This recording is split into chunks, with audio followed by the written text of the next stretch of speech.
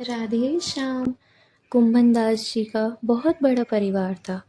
उनका पालन पोषण वो खेती करके करते थे। बहुत निर्धन थे कि सिर्फ एक समय के भोजन का ही प्रबंध कर सकते थे। इतने गरीब थे कि ठाकुर जी स्वयं इनकी बड़ी चिंता करते थे। ठाकुर जी परेशान थे कि कुंभन दास जी को हम कैसे सुख पहुँचाएं।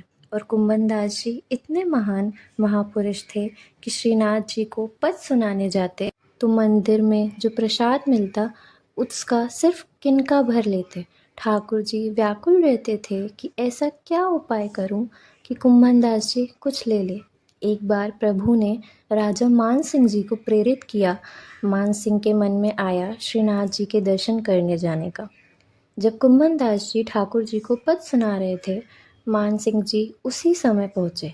मान सिंह जी ने जब उनका पद सुना श्रीनाथ जी के लिए तो वो बहुत भावुक और खुश हुए कि इतना रसमय पद सुनकर मान सिंह जी के मन में प्रेरणा हुई कि कुंभन दास जी को कुछ भेंट दी जाए। उन्होंने देखा कि कुंभन दास जी की धोती फटी हुई है, पगड़ी फटी हुई है, बहुत गरीब है। तो उन्होंने सोचा धन देकर आज कुंभन दास जी को संतुष्ट कर दूंगा। दूसरे दिन मान सिंह जी ने सोचा उनके घर जाऊंगा। सुबह का समय था। कुंभन दास जी स्नान करके आए और तिलक करने बैठे ही थे कि इतने में हमारे प्यारे श्याम सुंदर श्री ठाकुर जी दौड़ते हुए आए। कुंभन दास जी ने ठाकुर जी को गोद में बिठाया और पूछा, आप यहाँ कैसे?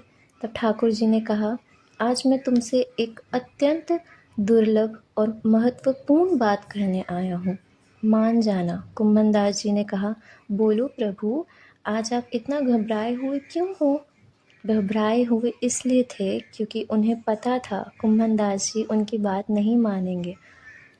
और वहाँ ठाकुर जी उस राजा मान सिंह जी को प्रेरित कर चुके थे। ठाकुर जी कुंभन दास जी को बोलने ही जा रहे थे कि इतने में मान सिंह जी वहाँ पहुँच गए और ठाकुर जी बिना कुछ कहे अंतर्ध्यान हो गए, क्योंकि अपने अलौकिक दर्शन वो किसी और को नहीं, सिर्फ अपने प्यारे भक्तों को ही देते हैं। कुंभन दास जी परेशान हो गए कि अगर ये राजा अभी नहीं आता तो ठाकुर जी कुछ कहने वाले थे। ठाकुर जी ने अचानक अंतर्ध्यान हो जाने से कुंभन दास जी के हृदय में बहुत घबराहट पैदा हुई कि पता नहीं उन्हें क्या बात कहनी थी। ये ही बात कुंभन दास जी के दिल में चल रही थी कि न जाने क्या कहने आए थे मेरे प्रभु। फिर कुंभन दास जी ने आसन पर बैठकर पानी में देखते हुए खुद के माथे पर तिलक लगाया। तब मान सिंह जी को लगा इतने गरीब है कि देखने के लिए दर्पण भी नहीं। उन्होंने श्री कुंभन दास जी से पूछा कि आपके पास न सही आसन है न दर्पण है, अगर आप मुझे आदेश करें तो मैं आपको रत्नों से जटित दर्पण भेंट कर दूं।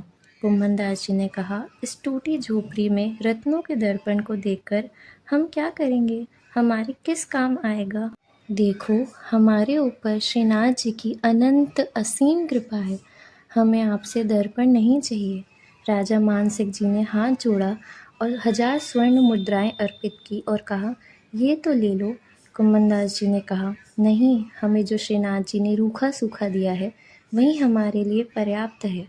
हमारी खेती से पैदा हुआ अन्न है, हम उसी से पालन पोषण करते हैं। आपको ये स्वर्ण मुद्राएं मुझे देने की ज़रूरत नहीं है। मान सिंह जी ने बहुत कोशिश की, बहुत कुछ देने की, पर कुंभन दास जी ने सब कुछ मना कर दिया। राजा मान सिंह जी ने कहा, फिर आपका काम कैसे चलेगा?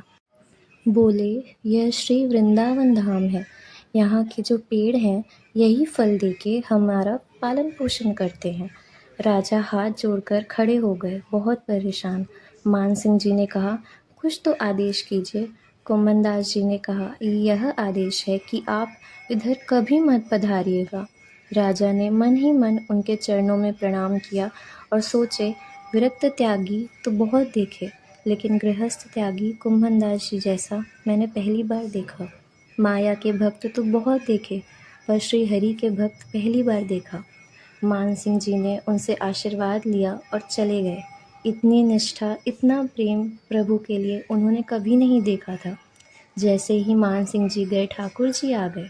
कुंभन दास जी ने कहा, अरे सखा, क्या बात करना चाहते थे? ठाकुर जी ने गुस्से में कहा, यही तो कहने आए थे, मान सिंह जी को मैंने भेजा है, वो कुछ देते तो ले क्यों नहीं लिए तुमने? तुमने तो मना ही कर दिया कुछ लेने से। कुम्भनदास जी ने कहा, प्रभु आपको प्राप्त कर लिया तो और कोई चाह नहीं रह गई।